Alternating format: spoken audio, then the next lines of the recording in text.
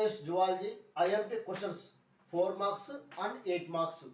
ఇక్కడ మనకి ఏంటంటే 4 మార్క్స్లో ఇది ద లివింగ్ వార్డ్లో 1 మార్కు 2 మార్క్స్ ఉన్నాయి. దాని తర్వాత సెకండ్ దగ్గర నుంచి యానిమల్ కింగ్డమ్లో మనకు వచ్చేసి 2 మార్క్స్ ఒకటి, 1 మార్క్ ఒకటి, 4 మార్క్స్ ఒకటి, మొత్తం కూడా మనకి 7 మార్క్స్ అని లెసన్ నుంచి రావడం జరుగుతుంది. అంటే ఇక్కడ 4 మార్క్స్ వెయిటేజ్ అనేది ఉంది. 4 మార్క్స్ క్వశ్చన్స్ అనేవి ఇంపార్టెంట్ చూసుకుందాం. Salient features of phylum porifera అంటే ఇన్వర్టిబ్రేట్ నుంచి స్పైనల్ కార్డ్ లేని యానిమల్స్ నుంచి పోరిఫెరా క్వశ్చన్ అనేది ఇంపార్టెంట్ క్వశ్చన్. సెకండ్ది chordates and non chordates difference. Spinal cord ఉన్నటువంటి యానిమల్స్కి అలాగే స్పైనల్ కార్డు లేనటువంటి యానిమల్స్కి రెండింటికి మధ్య డిఫరెన్స్ అనేది కూడా ఇంపార్టెంట్ క్వశ్చన్. థర్డ్ది కార్టిలేజినస్ అండ్ బోనీ ఫిషెస్ మధ్య డిఫరెన్స్. కార్టిలేజినస్ అంటే సాఫ్ట్ బోన్తో ఫామ్ అయినటువంటి చేపలు, అలాగే బోనీ ఫిషెస్ హార్డ్ బోన్తో ఫామ్ అయినటువంటి చేపలు, ఈ రెండింటికి మధ్య కూడా ఉన్నటువంటి డిఫరెన్స్ అనేది కూడా important question. 8 silent features of amphibians యొక్క ఎగ్జాంపుల్కి ఫ్రాగ్ లాంటి యానిమల్స్ వాటి యొక్క 8 సైలెంట్ ఫీచర్స్ ఏవైనా కానీ ఒక 8 ఫీచర్స్ రాయవచ్చు.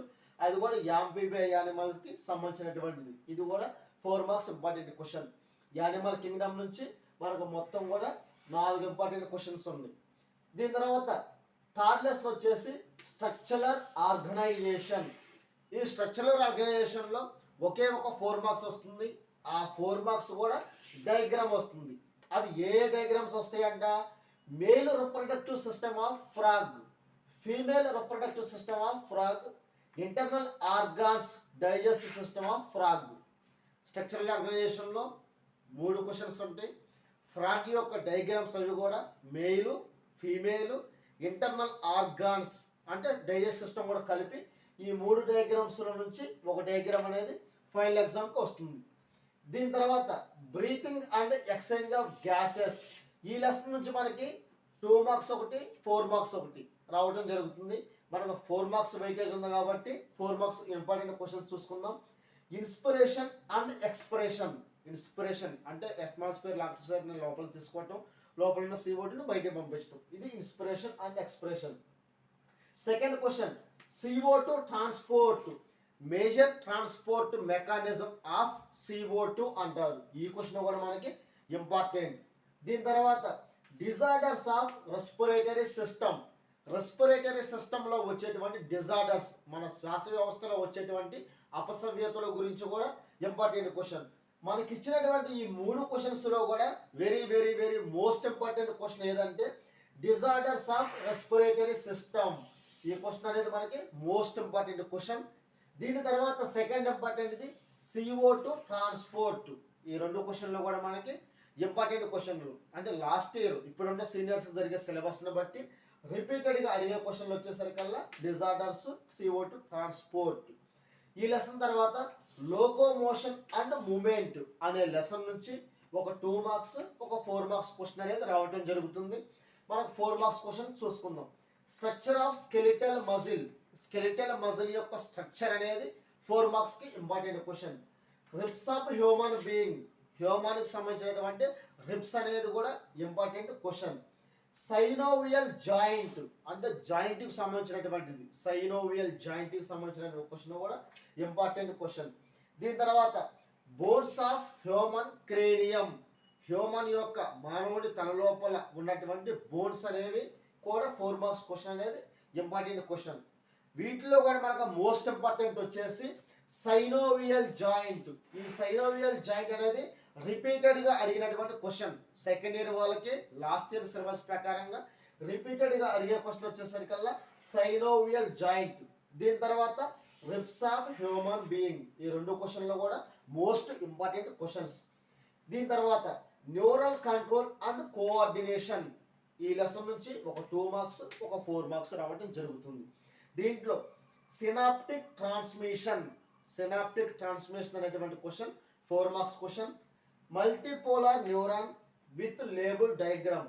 మల్టీపోలార్ న్యూరాన్ దాని థియరీ రాయడంతో పాటు డయాగ్రామ్ కూడా గీయాలి. ఇది మనకు 4 మార్క్స్ క్వశ్చన్. డయాగ్రామ్ నేర్చుకోవటం వల్ల కొన్నిసార్లు డయాగ్రామ్నే సింగిల్గా సపరేట్గా 4 మార్క్స్ కనడం కూడా జరుగుతుంది. కాబట్టి ఈ క్వశ్చన్కు మనం 4 మార్క్స్ కైనా రావచ్చు డయాగ్రామ్, అలాగే థియరీతో కలిపి కూడా 4 మార్క్స్ రావచ్చు. ఇంకా difference myelinated non myelinated axons. Myelinated అంటే యాక్సాన్కి మైలినేటెడ్ షీట్ ఉండటం లేకపోవటాన్ని బట్టి వాటి మధ్య డిఫరెన్స్, అలాగే యాక్సాన్స్కి డెండ్రైట్స్కి మధ్య డిఫరెన్స్. ఇది యాక్సాన్ అంటారు, దీనికి ఉండేవాటిని డెండ్రైట్స్ అంటారు. ఈ డెండ్రైట్స్కి అలాగే యాక్సాన్కి మధ్య ఉన్నటువంటి డిఫరెన్స్, మైలిన్ షీట్ ఉన్న దానికి మైలిన్ షీట్ లేనటువంటి దానికి మధ్య కూడా డిఫరెన్స్. ఇది కూడా. దీని తర్వాత 4th question, thalamus, hypothalamus, cerebrum and cerebellum వీటి మధ్య డిఫరెన్స్. థాలమస్ అంటే ఏమిటి, హైపోథాలమస్ అంటే ఏమిటి, సెరిబ్రమ్ అంటే ఏమిటి, సెరిబెల్లం అంటే ఏమిటి, ఈ నాలుగింటికి మధ్య డిఫరెన్స్ కూడా ఇంపార్టెంట్ క్వశ్చన్. వీటిలో కూడా మోస్ట్ ఇంపార్టెంట్ క్వశ్చన్ వచ్చేసి సినాప్టిక్ ట్రాన్స్మిషన్. రిపీటెడ్గా అడిగేటువంటి క్వశ్చన్ సినాప్టిక్ ట్రాన్స్మిషన్. దీని తర్వాత కెమికల్ కంట్రోల్ అండ్ కోఆర్డినేషన్ అంటారు, కెమికల్ కోఆర్డినేషన్ ఇంటిగ్రేషన్ అని కూడా పిలుస్తారు. ఈ లెసన్ నుంచి మనకి హైపోథైరాయిడిజం, హైపర్ థైరాయిడిజం ఈ question important question. Secretion of pituitary glands ఈ question. Mechanism of hormones, hormones యొక్క mechanism. Parathyroid, aldosterone, thymosin, insulin ఇది ఒక క్వశ్చన్. ఇది మొత్తం కూడా మనకి కెమికల్ కోఆర్డినేషన్ లెసన్ నుంచి. వీటిలో మోస్ట్ ఇంపార్టెంట్ క్వశ్చన్ అంటే హైపోథైరాయిడిజం అండ్ హైపర్ థైరాయిడిజం. రిపీటెడ్గా అడిగే క్వశ్చన్ ఈ లెసన్ నుంచి హైపోథైరాయిడిజం, హైపర్ థైరాయిడిజం. దీని తర్వాత 8 మార్క్స్ క్వశ్చన్స్ మనకు బాడీ ఫ్లూయిడ్స్ సర్క్యులేషన్ అనే లెసన్ నుంచి structure of heart, working of heart 2 questions ఉంటాయి. ఈ 2 క్వశ్చన్స్ నుంచి కూడా ఒక క్వశ్చన్ మనకి ఫైనల్ ఎగ్జామ్కి వస్తుంది. దీని తర్వాత excretory products and their elimination అనే లెసన్ నుంచి కూడా 2 8 మార్క్స్ క్వశ్చన్స్ ఉంది. Structure of nephron, formation of urine ఈ 2 క్వశ్చన్స్లో కూడా ఒకటి మనకు పబ్లిక్ ఎగ్జామ్కి వస్తుంది. మనకు మొత్తం కూడా పబ్లిక్ ఎగ్జామ్లో 4 మార్క్స్ క్వశ్చన్స్ 4 రాయాలి. మనకి ఇచ్చేది 6, మనం రాయాల్సింది 4, అంటే 2 క్వశ్చన్స్ అనేవి చాయిస్ ఉంది. అలాగే 1 మార్క్కి 4 ఇస్తారు, 4 1 మార్క్కి రాయాలి. 2 మార్క్స్ 7 ఇస్తారు, 7 2 మార్క్స్ రాయాలి. 8 మార్క్స్ 2 ఇస్తారు, మనం ఒక 8 మార్క్స్ మాత్రమే రాయాలి. 8 మార్క్స్ అనేది బాడీ ఫ్లూయిడ్స్ అండ్ సర్క్యులేషన్ నుంచి ఒక 8 వస్తుంది, అలాగే ఎక్స్క్రేషన్ నుంచి ఒక 8 వస్తుంది.